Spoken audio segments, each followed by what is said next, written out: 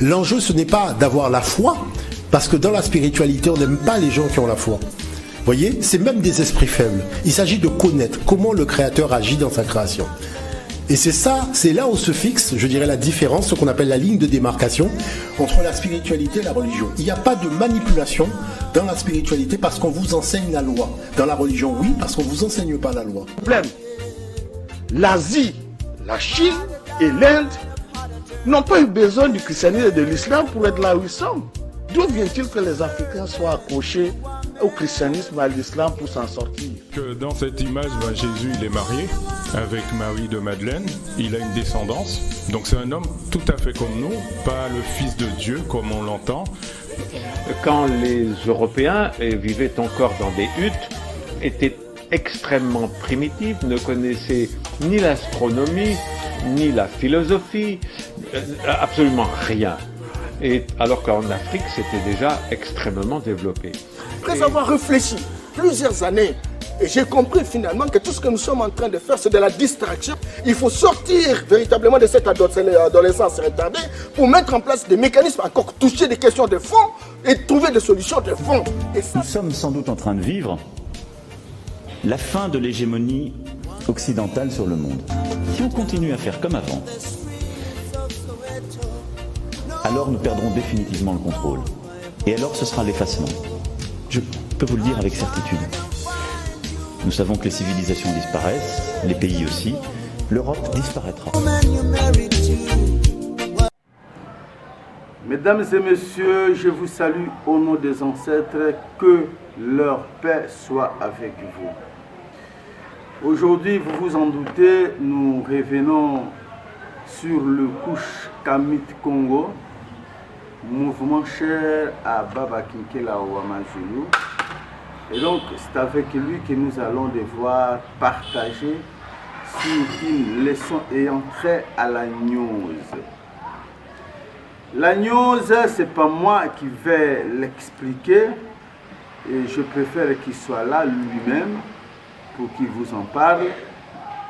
Mais d'ores et déjà, l'importance de la gnose consiste à libérer un peu notre mental par rapport à tout ce que nous voyons, à tout ce que nous vivons depuis des siècles sur la religion qui nous a été imposée par des hommes comme nous. Et donc, la gnose, ou plutôt disons mieux l'enseignement du Kush Kamit Congo sur un certain point, nous aide à libérer notre mental, à libérer nos esprits, à comprendre certains versets de la Bible, à comprendre certaines leçons qui nous ont été imposées et sur lesquelles nous mettons notre foi la plus aveugle.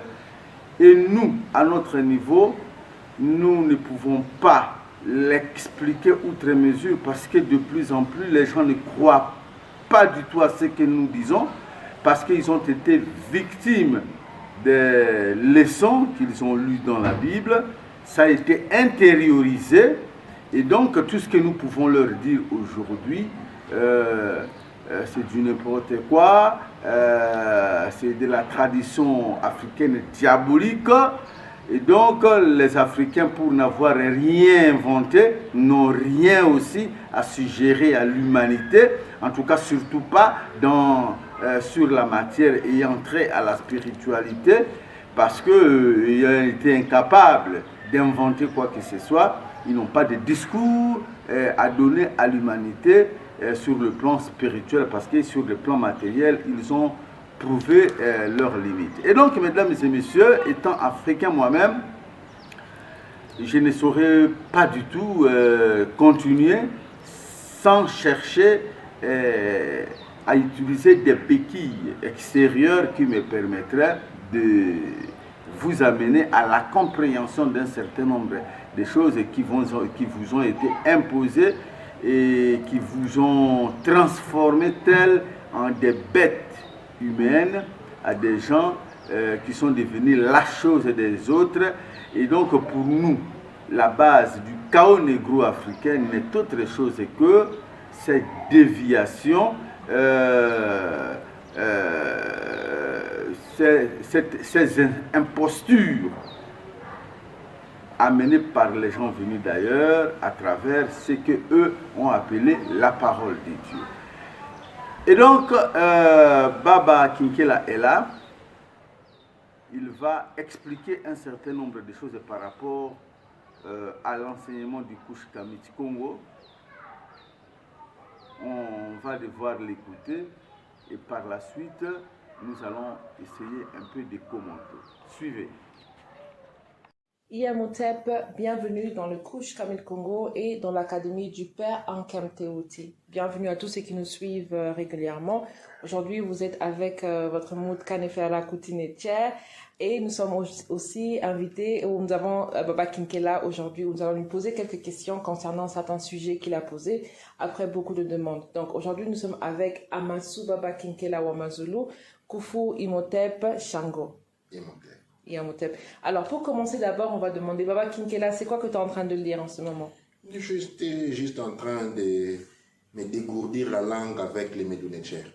Oh, intéressant. Donc, on voit que bientôt, il y aura des cours de Médunetchers qui vont venir dans l'académie. Espérons bien, espérons bien. Alors, aujourd'hui, le sujet d'aujourd'hui, c'était une continuation de ce que nous avons commencé la dernière fois, qui était la news Kush Kamil Congo. Nous avons eu beaucoup de réponses et beaucoup de questions qui ont été posées après cette émission-là, dans les groupes et ainsi qu'un peu partout. Et donc, on voulait continuer. Et donc, aujourd'hui, le sujet dans la news, quand même, le sujet que nous allons parler, c'était concernant les archons. Les secrets des démiurges. Les secrets des démiurges, Donc, en Kouja Seneb. Alors, je vais commencer par poser pourquoi on parle de secrets de démiurges, et pour ceux qui ne connaissent pas rapidement, c'est quoi des démiurges? Une très excellente question d'Ouanetcher Netcher. C'est qui les démiurges? Eh bien, les démiurges, selon une tradition que je peux dire d'histoire historique, les démiurges est le premier archonte. Souvent, vous entendez beaucoup de personnes dans les domaines de la littérature pseudo-spirituelle parler des démiurges ou parler des archontes. Et les démiurges et les archontes se rencontrent au point où il existe plusieurs archontes, des dizaines de milliers, peut-être voire des milliards des archontes, mais il existe un démiurge. Les démiurges, c'est les premiers archontes. Le démiurge, il devient archonte, il crée les archontes, et par ce fait, il devient les premiers archontes. Mais les démiurges ne créent pas seulement les archontes. Les démiurges créent les anges et les archanges, les chérubins, et nous rentrons dans cette littérature typiquement fantasmagorique qui part ou qui nous fait voir, quand nous parlons de chérubins, nous allons avoir avec des machines, des avions volants, des appareils volants, et nous arrivons à un point où la technologie est élevée, ok, où, disons plutôt, nous avons un point où la spiritualité et la technologie se rencontrent, ok, et c'est cette frontière-là, du rencontre entre la technologie et la spiritualité, dans lequel se concentre la news. La news n'étant pas à séparer ces deux catégories, mais plutôt à les unir. Parce qu'en les séparant, qu'est-ce qu'il advient? Il advient l'ignorance. C'est qui les démiurges? En paroles très pauvres, les démiurges seraient les dieux créateurs. Les démiurges, comme le mot l'indique, est un masculin indiquant la spiritualité patriarcale. Le système patriarcal découle des démiurges. Mais les démiurges, comme je l'ai présenté déjà quelquefois, est le cinquième fils de la mère divine. C'est lui qu'on y est nommé les fils de la perdition.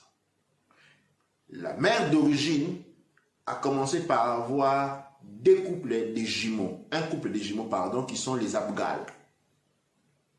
Les Abgals sont le peuple de Sirius, le monde aquatique. C'est ainsi que même la référence au Christ ou au Vatican, où le pape est habillé avec un chapeau à forme de poisson pour signifier la collégation au monde des Abgals. Le monde des Abgals produit les Christ et les sauveurs. Mamitou Namounut se retrouve connecté au monde des Afghans et par conséquent son fils Aoussar est connecté au monde du monde aquatique, d'autant plus qu'on parle de l'Unkur, l'initiation avec l'eau. Il existe 3 niveaux d'initiation: l'initiation par l'eau, l'initiation par le feu et l'initiation par la terre. Ces éléments ici sont très importants. J'ai parlé d'un couple de jumeaux, comme première fille de la mère divine. Après, la mère divine va avoir 2 autres enfants, qui sont un Osumungal et un Amasatoum, afin de donner naissance au fils de la perdition avec les éléments génétiques de Adamas ou les Kingala.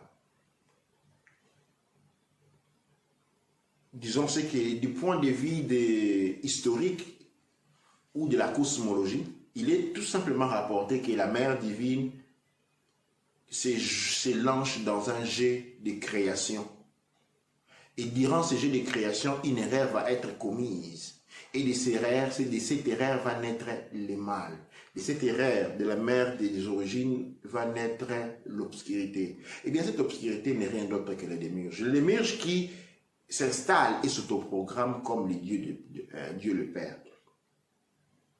En parlant du secret des démiurges, nous allons ici déceler un élément très particulier.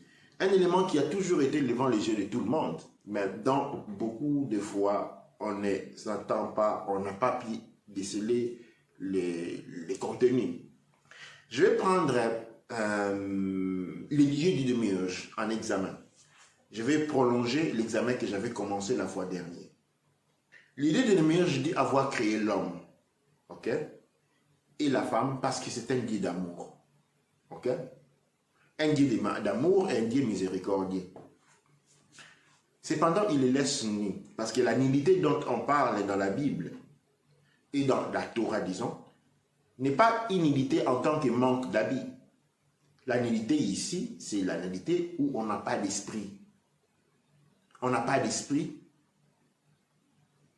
On est complètement assujetti. C'est ça, la nullité. Retenez cet élément de nullité ici que nous avons et nous allons le retourner plus tard.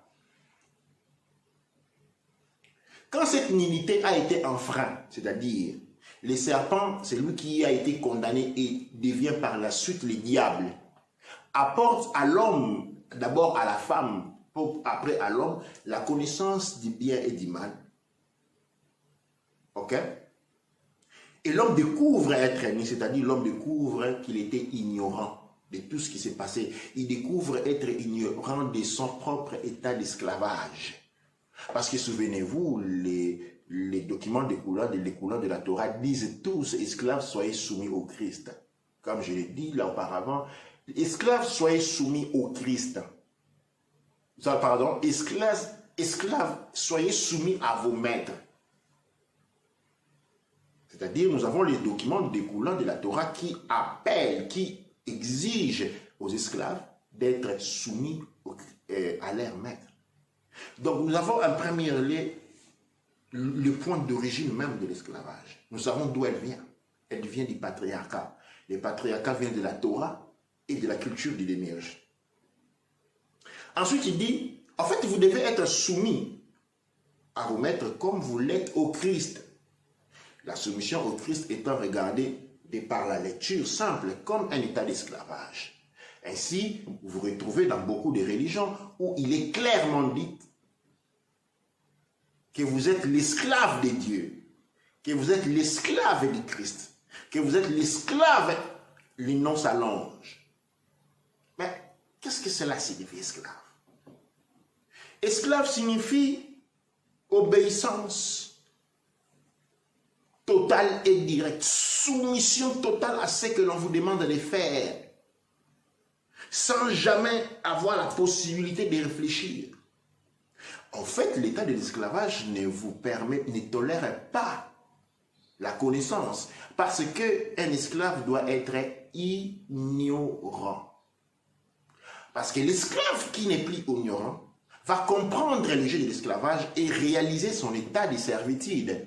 Et à ce moment-là, qu'est-ce qu'il va faire? Eh bien, il va rechercher la liberté. Il va chercher l'affranchissement. Et donc, l'esclavage n'est pas une bonne chose. Il n'y a personne dans le monde qui accepte l'esclavage de mon frère. On est contraint à l'esclavage. Nous nous comprenons bien là-dessus. Quiconque se retrouve en esclavage est contraint à l'esclavage. On peut être contraint à l'esclavage par drogue, où on n'a plus la possibilité de contrôler sa conscience. On peut être contraint à la conscience par la force. On peut être contraint à l'esclavage par la force des traditions. La tradition t'impose des choses et tu dois obéir, sans pour autant demander l'explication, sans pour autant exiger. Alors ça, c'est un état, une condition d'esclavage. L'esclavage est celui qui souffre parce qu'il vit une vie qu'il ne voudrait pas avoir. Ok? L'esclave est celui qui souffre parce qu'il vit une existence qu'il ne voudrait pas avoir et voudrait autre chose. Et nous voyons cet esclavage annexé au Christ. Et jusqu'à là, je reste dans le contexte des documents découlant de la Torah. Pourquoi je parle de la Torah? Parce que la Torah englobe tous les différents courants, Bible chrétien, Bible, Coran, tout. Je parle de la Torah et des documents découlant de la Torah. Donc nous avons en premier temps compris l'état de l'esclavage. Il n'y a personne qui est content d'être esclave. On est contraint à l'esclavage. Mais bien entendu, durant cet esclavage, il y a de ceux qui peuvent se retrouver dans l'esclavage. La condition existentielle pour se retrouver dans la condition essentielle et synonyme pour se retrouver dans l'esclavage est avant tout garantie par l'ignorance. Tu ne dois pas savoir ce qu'il y a à côté. Condition imposée par toutes les religions. On dit cœur qui ne voit pas, non. Œil qui ne voit pas et cœur qui ne souffre pas. Ok? Comment l'on fait pour enlever la douleur dans le cœur de l'esclavage? En lui rendant aveugle. L'aveugleté correspondant ici à l'ignorance. Tu ne dois pas savoir ce qui se passe de l'autre côté. Et on a un esclave docile. Et l'esclave docile, la condition de l'esclavage nous retourne bien entendu de toutes les philosophies découlant de la Torah. Ok?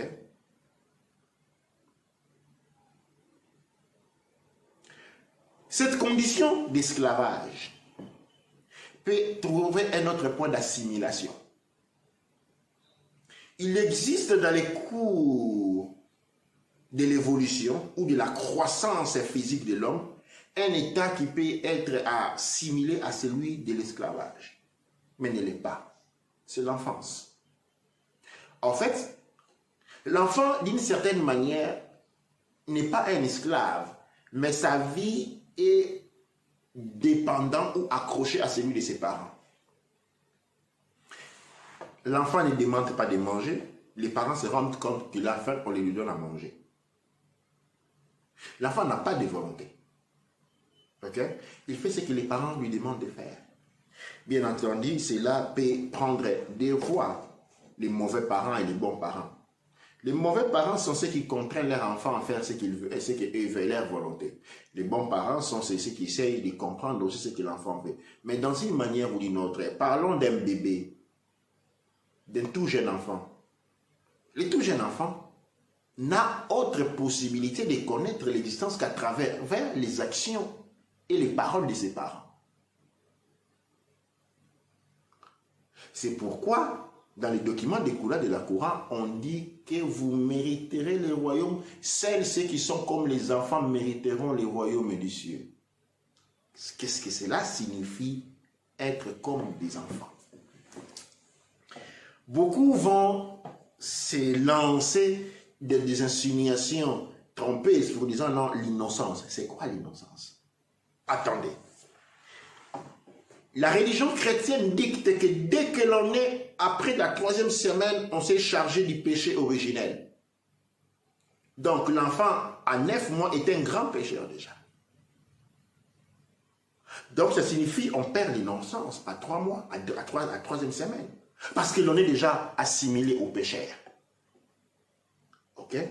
Et donc si à la 3e semaine, on est déjà assimilé au pécheur, d'où naît la naissance, la notion de l'innocence que l'on vient justifier quand on dit qu'il faut être comme des petits enfants.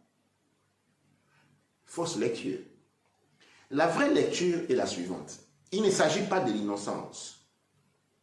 Il s'agit du fait que l'enfant n'a pas à disposition l'utilisation de son propre cerveau. L'enfant fait ce qu'il lui est demandé de faire. Et pour mériter le royaume des cieux, il est demandé de faire ce qui vous est demandé de faire. Mais c'est quoi les royaumes des cieux? Nous l'avons déjà affronté, c'est la montagne de Karsak, ce qui est appelé les paradis. Les paradis sort du grec paraoudesos qui signifie parc pour animaux. Et cette notion se retrouve dans l'Éden. L'Éden, quand on voit les tigres et l'Euphrate, il y a une montagne où était la demeure de Dieu qu'on appelait les jardins de Karsak, l'Éden et la plaine. Quand l'homme est chassé du paradis, il est descendu et s'est retrouvé dans la plaine de l'Éden. Donc le paradis, le mot paradis signifie parc pour animaux. Vous pouvez faire vos recherches là-dessus. Ok? Et dans ces parcs-là, l'homme qui y vivait était un homme sans volonté, comme un enfant. Et le paradis qu'on vous promet, c'est le retour dans cet état d'esclavage. Mais pour pouvoir rentrer dans cet état d'esclavage, il faut au préalable vous être débarrassé de votre cerveau, de votre faculté de penser, de votre faculté de faire, de votre faculté de raisonner, comme vous l'imposent les différentes religions sortant de la Torah, où chaque fois vous êtes demandé d'obéir sans poser des questions. Cela signifie, à force d'obéir sans poser des questions, vous finirez par ne plus avoir la possibilité à utiliser votre cerveau. Parce que comme vous le savez, un membre atrophié perd d'existence. Si vous ne marchez pas pendant 5 ans, si pendant 5 ans vous êtes assis sur une chaise, qu'est-ce qui va se passer? Et vous ne serez plus possible d'utiliser vos jambes. Quand on vous demandera de vous lever, vous ne pouvez pas vous lever. Mais déjà, si vous vous asseyez pendant 2 jours, 48 heures après, vous allez avoir des problèmes de santé. Imaginez un peuple à qui pendant 10 000 ans, on a demandé de ne plus réfléchir, de ne plus avoir accès au cerveau. Ces peuples vont finir par confondre les ordres qu'on lui donne au propre fonctionnement cérébral, pendant qu'il n'en est plus. La lobotomisation n'apporte pas les sujets lobotomisés à un vide de raisonnement, mais bien au contraire à un remplacement. Le cerveau permet d'avoir un raisonnement propre. Après la lobotomisation, on a toujours un raisonnement qui n'est pas original. Et ce raisonnement est un raisonnement à nous imposé par les systèmes religieux, les systèmes scolaires, où l'on pense qu'on a un avis. Ah, moi j'ai un avis sur ça. Mais on ne se rend compte pas qu'on a 10 millions de personnes à avoir le même avis. Ce n'est pas un avis, c'est une programmation. Et c'est là que se trouve le secret du démiurge. Le secret du démiurge est en reportant l'homme à un état où le cerveau n'est plus accessible. Comme nous avons oublié à utiliser l'appendice, il peut être là, on peut l'enlever, il n'y a pas de problème. Quand on a un peu de problème de santé, on va enlever l'appendice. C'est un organe atrophié, dans le sens qu'elle ne nous sert plus. Comme nous avons les castors. Les castors, quand on voit les castors, ils ont les formes des yeux sur la tête. Mais les castors ayant vécu sous terre pendant longtemps, ils n'ont plus utilisé les yeux. Et quand on n'a pas utilisé les yeux, eh bien les yeux se sont fermés définitivement. Les futures générations du castor sont nées sans yeux. Mais on peut encore voir les traces des forment comme ça, comme des yeux sur la peau. Et comme des générations de gens qui ont vécu sans la possibilité d'utiliser le cerveau, c'est pas que la tête va disparaître, il y a un semblant de tête en forme. Peut-être même que le cerveau n'y est plus, c'est juste un amas de cheveux. Telle est la condition de l'esclavage. Et donc, c'est qui les démiurges? Les démiurges, c'est les maîtres esclaves.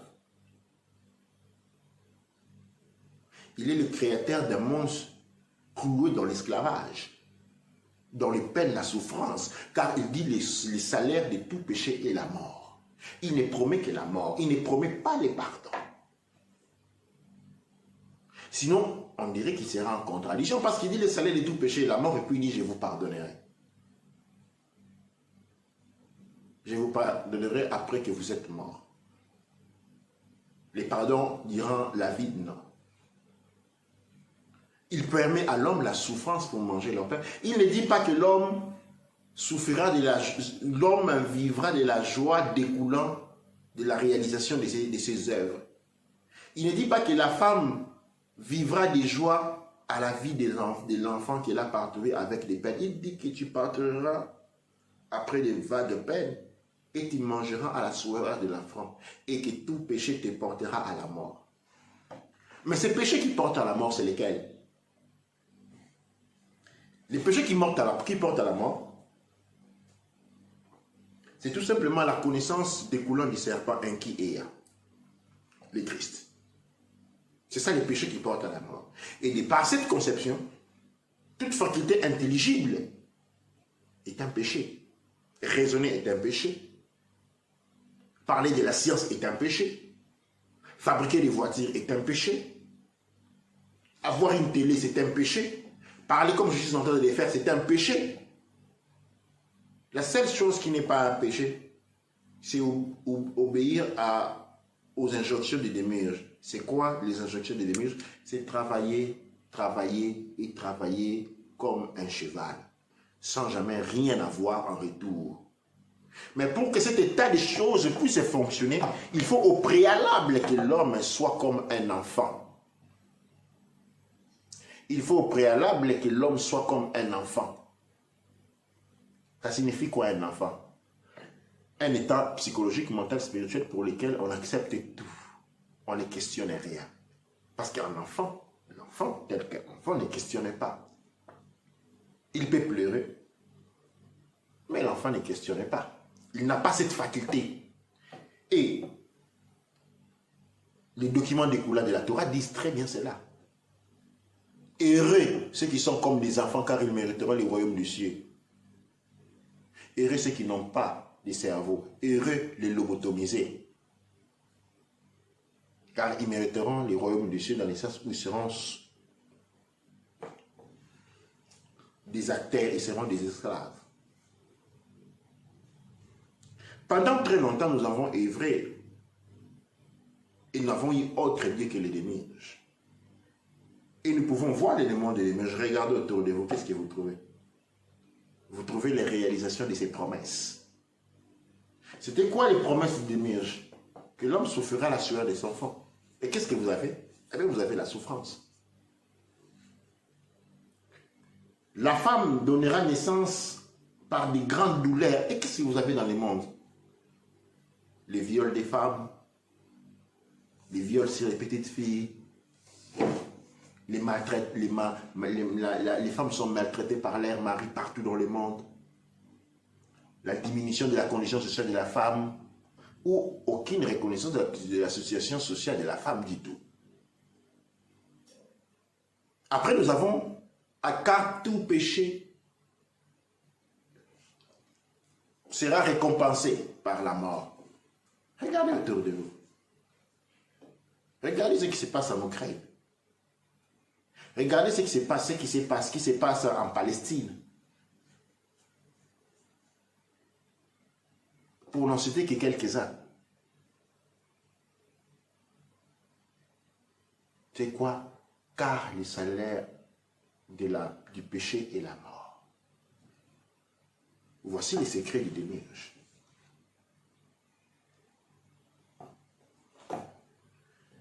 Cet élément est très, je n'ai voulu que parler du démiurge, parce que pour donner plus d'éléments à ceux qui ont posé des questions sur le démiurge. Bien entendu, je ne me lance pas dans les considérations profondes, l'étude analytique réservée à ceux qui font les cours de démiurge, dans les cours sur la gnose, dans les cours Shkamé de Congo.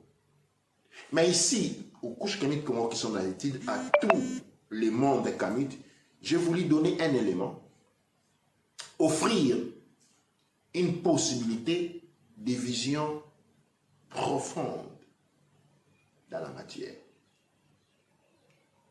On m'a demandé, eh bien, comment appellerons-nous la mère divine dans nos langues africaines, ou comment c'est des myrges? Comment s'appelle-t-il dans nos traditions? La réponse est très simple. Avez-vous la notion du Dieu le Père créateur des pères et des cieux dans votre culture? Oui, c'est ça les démiurges. N'allez pas chercher loin. Avez-vous la notion de la mère divine dans vos cultures ou religions ancestrales ou peu que sorte? Non. C'est ça la condition des démiurges. C'est ça la condition des démiurges. Le paternisme. L'effacement de la condition de la femme. Dans votre culture, la femme occupe-t-elle la dernière place? Si oui, il y a une culture de démiurge. En fait, nous sommes dans un monde de démiurge. Le monde dans lequel nous vivons a été créé par les démiurges. Et il s'est imposé comme le Dieu créateur. Mais seulement, sa jeunesse, notre jeunesse, la jeunesse humaine ne part pas de lui. Il est le créateur de l'homme esclave. Il est le créateur de l'homme esclave. Et l'homme esclave a été appelé dans les traditions anciennes telles qu'elles s'immigrent les Gag Gissa, les têtes noires. Où la première ville dans le monde, la toute première ville dans le monde où fut pratiqué l'esclavage est Sumer. Sumer est là, se retrouve sur le territoire de Lydine, l'actuel Irak. C'est au confluent des Tigres et de l'Euphrate et constitue la toute première civilisation sous le pouvoir Anunnaki. Les Anunnaki sont affiliés aux démiurges à travers les peuples qu'on appelle les Kingu Baba, qui sont la création ou les fils qui sont les fils du démiurge. Beaucoup d'éléments qui vont nécessairement nécessiter beaucoup de questionnements. Mais je pense que pour aujourd'hui, je vais m'arrêter à ces points-là pour vous permettre au moins d'écouter et de cogiter avec ces degrés de connaissances qui sont complètement nouveaux parce que nous sommes dans l'ère du Verseau. Beaucoup ne comprennent pas c'est quoi l'ère du Verseau. L'eau qui sort, l'eau qu'on verse. Eh bien, la cruche du Verseau ne symbolise que l'utérus de la femme. Et les eaux qui coulent sont les eaux, comment on dit, les eaux que la femme découle quand elle est entrée de naissance. Nous sommes à l'âge du retour de la divine mère. Et l'eau, ce sont les liquides de l'utérus. Mais quel a le symbolisme de l'utérus ou des liquides de l'utérus? Eh bien, il y a un double symbolisme dans le liquide de l'utérus. Ce liquide-là est un liquide riche de tous les éléments nutritifs dont l'enfant a besoin pour vivre. Ok? C'est un liquide riche, tel les eaux associées à l'ère du Verseau. Premier symbolisme. Le deuxième symbolisme est que quand l'enfant est arrivé à la maturité, il est libéré. Avec l'eau vient l'enfant. D'abord coulent les eaux, après l'enfant vient. Et donc, l'âge du Verseau symbolise aussi l'âge de la Renaissance. Mais attention, attention, attention. Parce que dans la naissance, l'enfant doit faire sa part. Parce que si l'enfant ne fait pas sa part, nous allons avoir, ou nous allons assister, ou nous allons nous retrouver devant un mort-né. Ankh Uja Selem. Nous avons des questions là-dessus, je ne sais pas. Non, ça a été très très intéressant. Et je me dis que c'est une très bonne préparation, par exemple, pour l'âge du Verseau. Et donc, la renaissance dont on parle, est-ce une naissance qui doit être physique ou c'est à quel niveau qu'on voit cette renaissance? C'est une transformation. Et la renaissance ici, l'âge du Verseau ici, c'est sortir.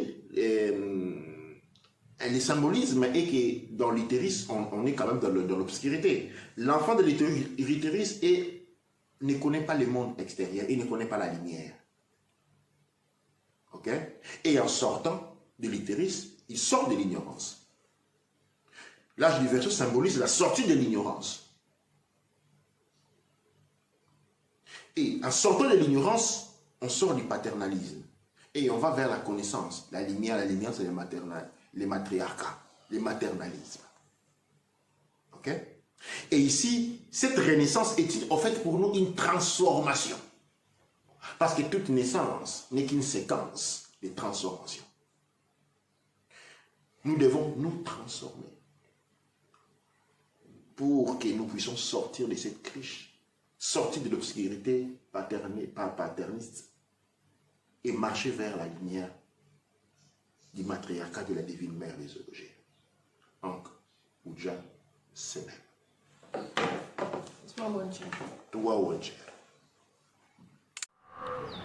Merci. Mesdames, Messieurs, vous venez donc là de suivre Baba Kinkela Wamazulu par rapport à son enseignement axé sur le Kush Kamit Congo. Et le plus important pour nous, c'est que nous avons pu comprendre qu'est-ce que le démiurge. Et donc, le démiurge, vous l'avez compris mieux que moi, mais ce que nous retenons ici, ce sont les aventures. Les aventures d'un Dieu qui vous dit que, écoutez, il faut raisonner pour mériter le royaume des cieux. Il faut être comme un petit enfant, mesdames et messieurs. Un Dieu menaçant. Un Dieu qui ne se concilie avec personne. Tout pour lui, ce sont des menaces. Tout pour lui, ce sont des menaces. D'abord, le Dieu de la Bible, il paraît que c'est lui le Dieu créateur. C'est ce Dieu-là qui nous a créés. Et il nous crée sans avoir demandé notre permission, notre autorisation. Alors, il nous crée, il nous donne une conscience, une certaine intelligence, des sentiments, des appétits, et nous venons dans le monde avec ces sentiments, ces appétits. Et arrivé dans ce monde, le bon Dieu, entre guillemets bien sûr, de la Bible, nous a plongé dans une circonstance telle que nous devrions nous-mêmes nous débrouiller pour manger, pour boire, pour survivre.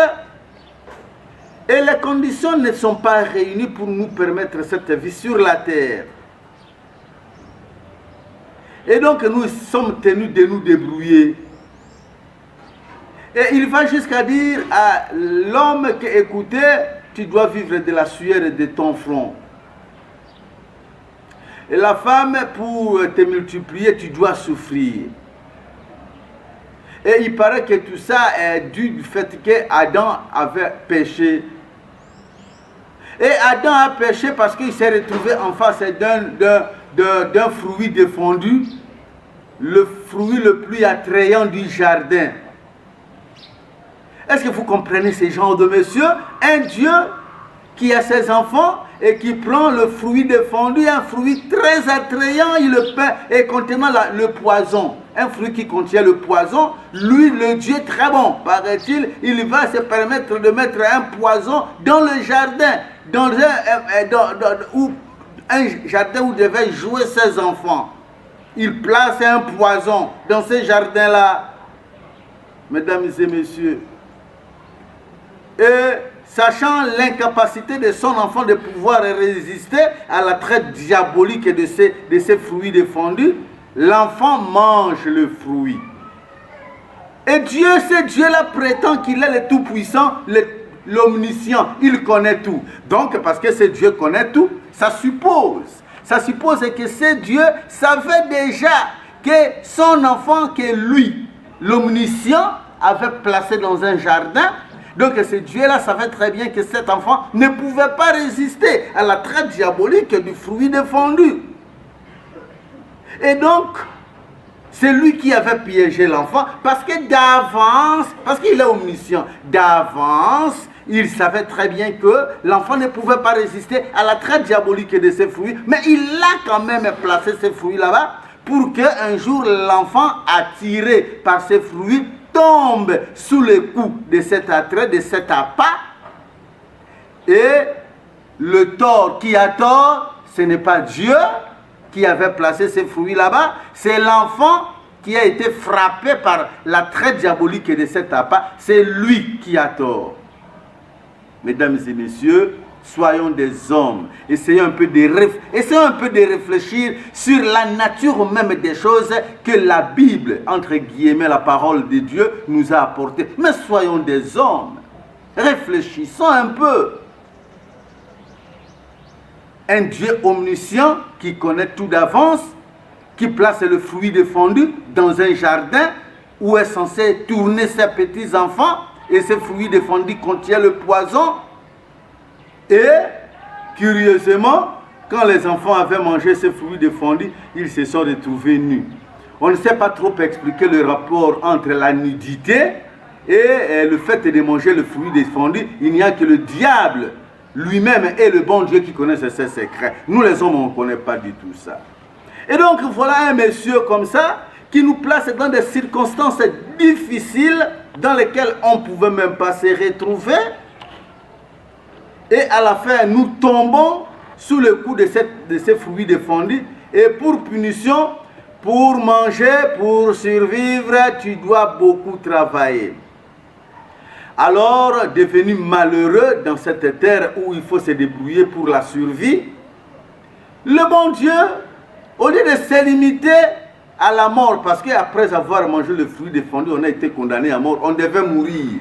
Il paraît, nous devions mourir, nous mourons tout simplement parce que nous avons péché. Et ce péché frappe même les enfants. Mesdames et messieurs, quelle aventure de la Bible, les aventuriers, les blancs, les aventuriers. Même un enfant né avant-hier, après 3 semaines, il est frappé par le péché originel de l'homme qui aurait mangé le fruit défendu. Vous vous rendez compte? Et donc nous voici placés dans une souffrance et nous sommes condamnés à mort. Nous devons mourir parce que nous avons mangé le fruit défendu. Alors, au lieu de se limiter même à la mort, le bon Dieu a créé encore un enfer de feu. C'est-à-dire qu'après quand tu vas mourir, au lieu tout simplement de se limiter à la punition de te retirer la vie, c'est-à-dire que de te ramener dans le néant, parce qu'il paraît que nous étions néants. C'est lui qui nous a créés et il nous a tirés du néant, il nous aurait donné la vie. Alors, au lieu de nous limiter dans le néant dans lequel il nous a tirés, au lieu de nous rejeter dans ce néant, c'est-à-dire que redevenir tout simplement rien, le fameux bon Dieu s'est décidé de nous placer dans un enfer de feu, c'est-à-dire que dans une détresse éternelle, dans un feu qui brûle toujours et dans lequel on ne peut pas se retrouver. Mesdames et messieurs, allez-y comprendre quelque chose.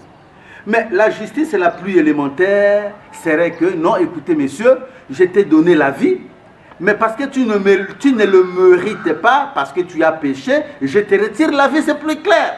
Plutôt que de te mettre dans un feu qui brûle toujours. Et il veut que nous l'appelions l'amour, un Dieu d'amour.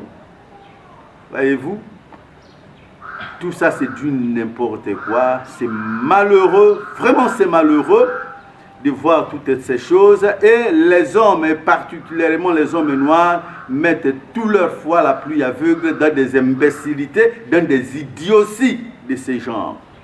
Et donc, mesdames et messieurs, nous venons avec ces enseignements. Nous avons préféré recevoir quelques leçons de la part de Baba. En fait, ce sont des montages.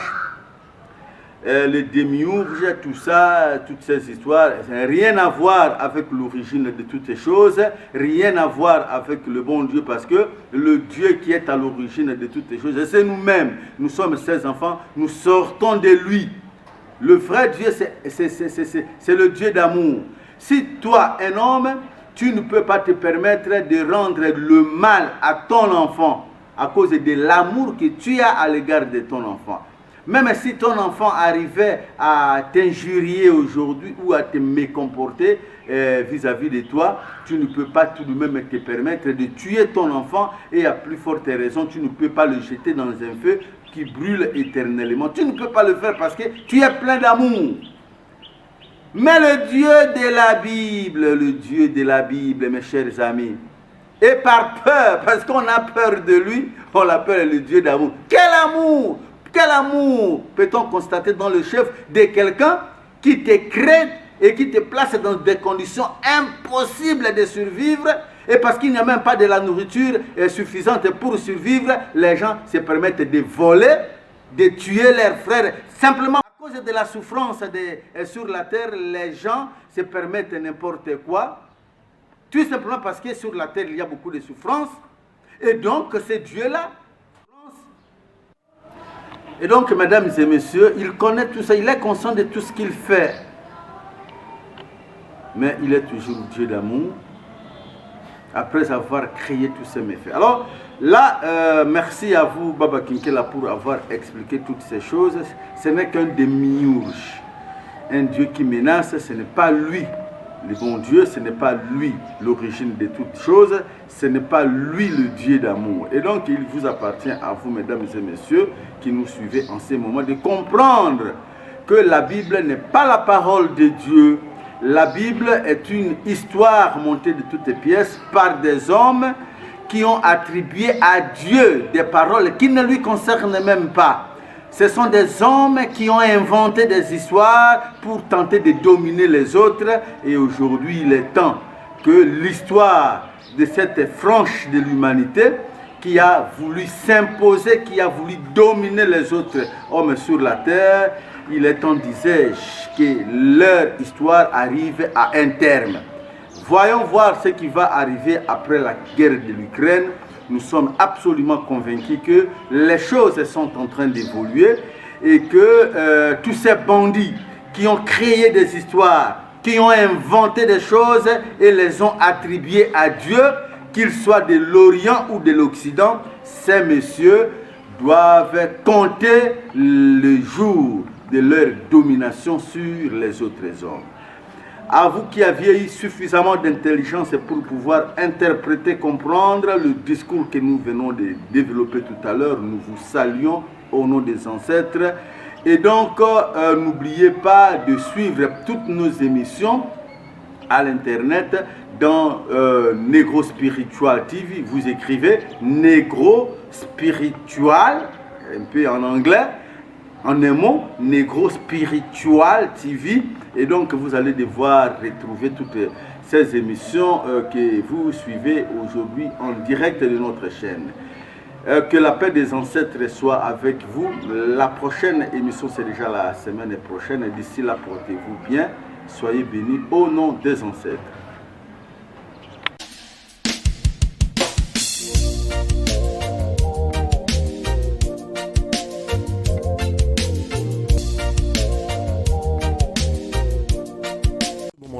L'enjeu, ce n'est pas d'avoir la foi, parce que dans la spiritualité, on n'aime pas les gens qui ont la foi. Vous voyez, c'est même des esprits faibles. Il s'agit de connaître comment le Créateur agit dans sa création. Et c'est ça, c'est là où se fixe, je dirais, la différence, ce qu'on appelle la ligne de démarcation entre la spiritualité et la religion. Il n'y a pas de manipulation dans la spiritualité parce qu'on vous enseigne la loi. Dans la religion, oui, parce qu'on ne vous enseigne pas la loi. L'Asie, la Chine et l'Inde n'ont pas eu besoin du christianisme et de l'islam pour être là où ils sont. D'où vient-il que les Africains soient accrochés au christianisme, à l'islam pour s'en sortir? Que dans cette image, Jésus il est marié avec Marie de Madeleine, il a une descendance, donc c'est un homme tout à fait comme nous, pas le fils de Dieu comme on l'entend. Quand les Européens vivaient encore dans des huttes, étaient extrêmement primitive, ne connaissait ni l'astronomie, ni la philosophie, absolument rien. Et alors qu'en Afrique, c'était déjà extrêmement développé. Après avoir réfléchi plusieurs années, et j'ai compris finalement que tout ce que nous sommes en train de faire, c'est de la distraction. Il faut sortir véritablement de cette adolescence retardée pour mettre en place des mécanismes, encore toucher des questions de fond et trouver des solutions de fond. Et ça... Nous sommes sans doute en train de vivre la fin de l'hégémonie occidentale sur le monde. Si on continue à faire comme avant, alors nous perdrons définitivement le contrôle. Et alors ce sera l'effacement. Je peux vous le dire avec certitude. Nous savons que les civilisations disparaissent, les pays aussi. L'Europe disparaîtra.